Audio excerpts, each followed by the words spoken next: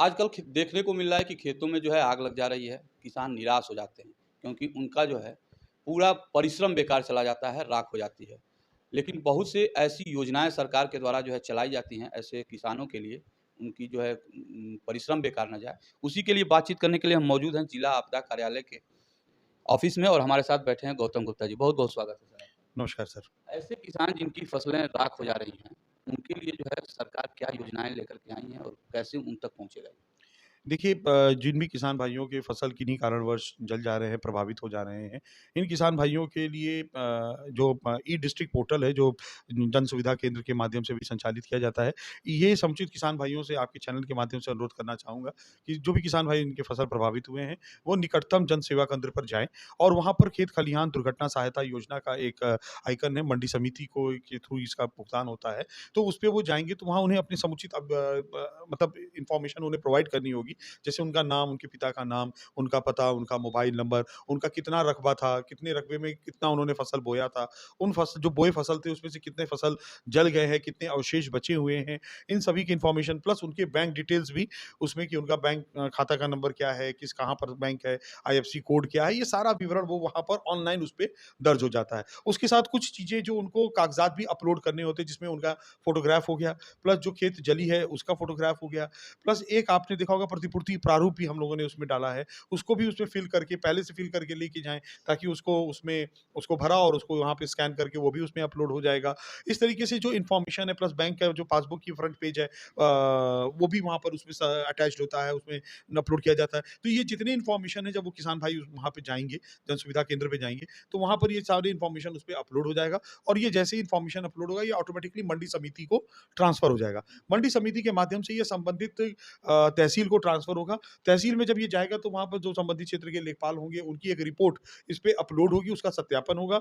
सत्यापन के बाद पुनः ये मंडी समिति को अग्रसारित हो जाएगा और जैसे ही यह मंडी समिति को प्राप्त होगा, मंडी समिति इसकी भुगतान की कार्रवाई सुनिश्चित कर देगी। चूँकि ये सारा प्रोसेस ऑनलाइन है, तो इसमें कहीं कोई दिक्कत नहीं है और सीधे काश्तकार के खाते में वो पैसा पहुँच जाएगा। ये जैसे अब मंडी समिति तक जाएगी, फिर मंडी समिति से लेखपाल उसमें जो है रिपोर्ट लगाएँगे। आपके स्तर से या यहाँ के जिला लेवल पे क्या निगरानी होती है? क्योंकि भ्रष्टाचार लेखपाल के स्तर पे बहुत देखने को मिलता है। कहीं रिपोर्ट लगानी है तो लेखपाल जो है डिमांड करते हैं, ऐसी शिकायतें आती हैं। तो इस पर निगरानी कैसे आप? देखिए, अगर किसी भी किसान भाई के साथ अगर ऐसी कोई बात आती है, कहीं कोई इस तरह की बात आती है, तो वो हमें लिखित रूप से शिकायत दे दे। निश्चित तौर पे उस पे कार्रवाई होगी और वो अगर लेखपाल द्वारा इस तरीके की अगर अभद्रता व्यक्त की जाती है या किसी भी व्यक्ति द्वारा, तो निश्चित तौर पे उस पे जिलाधिकारी महोदय उस पे निश्चित तौर पे एक्शन लेंगे। एडीएम फाइनेंस सर उस पे निश्चित तौर पे एक्शन लेंगे, अगर इस तरह की कोई बात आती है। इसलिए मैंने ये पत्र डीएम साहब के निर्देशानुसार इसीलिए इसको जारी किया गया था, जिससे कि किसी भी किसान भाई को किसी तरह का कोई भ्रम ना हो। वो सीधे वहाँ पर जन सेवा केंद्र पे जाएँ, अपना इन्फॉर्मेशन अपलोड कराएँ और ये सारा ऑनलाइन प्रोसेस है। अच्छा, इसमें एक सबसे इम्पोर्टेंट बात ये है कि डिफरेंट लोकेशन पे मंडी भी बनी हुई है। अगर हम गोरखपुर की बात करें, तो गोरखपुर में एक मंडी आपकी चौरी चौरा में है, एक मंडी आपकी गोरखपुर में ही है, एक मंडी आपकी सहजनवा में है। तो ये एरिया पूरा इधर का इससे कवर हो जाता है। इसके अलावा जो कैंपियरगंज का जो क्षेत्र की मंडी है, वो आनंद नगर फरेंदा से जो मंडी है, उससे आच्छादित होती है और जो खजनी क्षेत्र वाली मंडी है, वो दोहरीघाट से आच्छादित होती है। तो इस तरीके से समुचित मंडियों में ये डिवाइडेड है, तो कोई ऐसा वो नहीं है कि उनको बहुत ज़्यादा एक मंडी के ऊपर लोड आना है। तो ये संबंधित मंडी का है और ये फिर मंडी परिषद से इसका भुगतान भी हो जाता है। अच्छा, इसमें कितना समय लगता है? जैसे मान लीजिए हमने आज अपना डॉक्यूमेंट्स अपलोड किया, तो ये पूरे प्रोसेस होने में और जो है सहायता राशि किसान तक पहुँचने में कितना वक़्त लगता है? देखिए, ये प्रोसेस चूँकि मंडी समिति के माध्यम से इसको संचालित किया जाता है। तो ये है कि अगर समुचित इन्फॉर्मेशंस वहाँ पे प्रोवाइड हो गई हैं और यहाँ से डीएम सर के द्वारा निर्देश भी निर्गत कर दिए गए हैं, तो आई होपफुल कि ये जो पूरी प्रक्रिया है मुझे लगता है सप्ताह से 10 दिन के अंदर ये पूरी प्रक्रिया पूर्ण हो जानी चाहिए।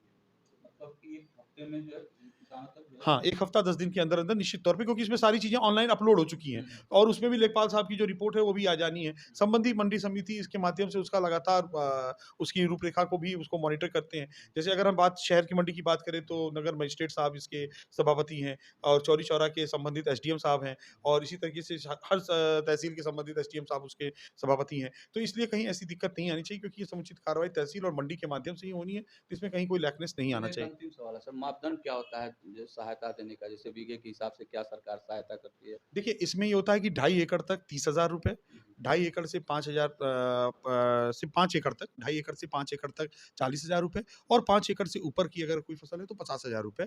ये इसके मानक निर्धारित है।